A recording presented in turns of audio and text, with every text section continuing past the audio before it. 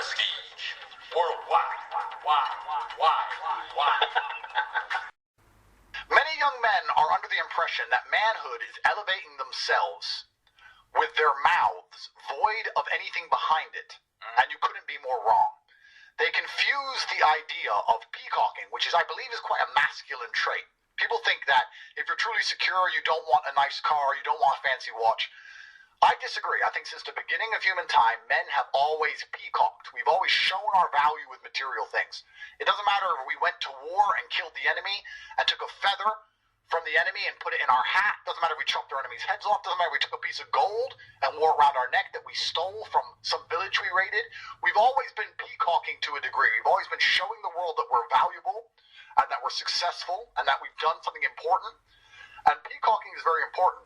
But men have got this confused and they think that they can just use their mouths to elevate themselves without any genuine substance behind it. And that's one of the largest mistakes, because that shows, one, insecurity, and two, when you're genuinely tested, and God will make sure that you are, you're going to fail. So it's very important you're not the kind of person who thinks, I understand I need to elevate myself as a man, I understand I need to be high status, I understand I need to be respected, I'm going to do that with a big mouth and no genuine capability to back that up. That's one of the biggest mistakes. In fact, it's extremely feminine. And God's going to test you if you keep running your mouth. God's going to test you. I really believe the reason we went to jail is because we became the most famous men in the world for our mental fortitude. And if you're going to be called the top G, and we're going to be the Tate brothers, or we're going to be known for our mental fortitude, God is going to test our mental fortitude by throwing us in a Romanian dungeon surrounded with cockroaches. There's no way you can become the top G of the planet. There's no way you can become the most famous brothers on earth and be respected for your mental fortitude and all the things you teach, and God not test you. Because there are people out in the world who preach mental fortitude, etc., who break down whenever anything difficult happens to them. Absolutely. And God is always watching. So it's very important you're not just somebody with a big mouth. You have to have some genuine things to back it up.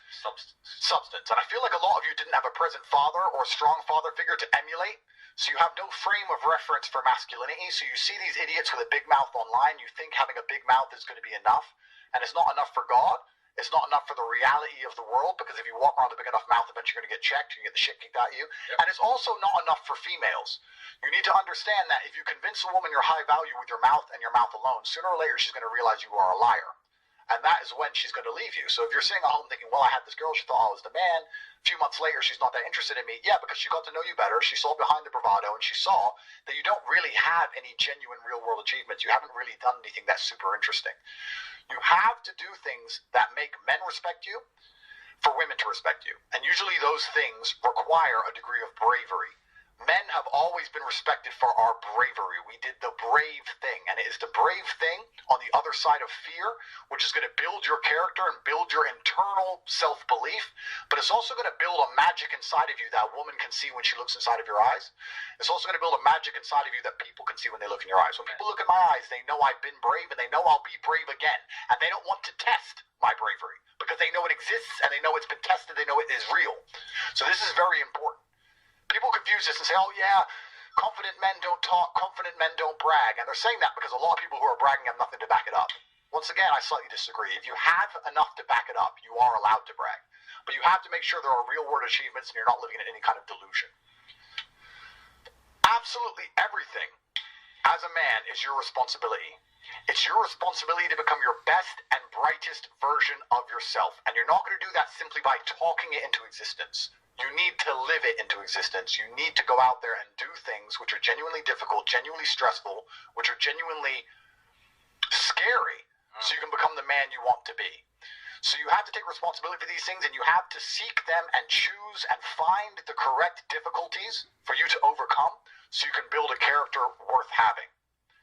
It's the information that you absorb and what you do with it that will ultimately mold and shape who you want to become.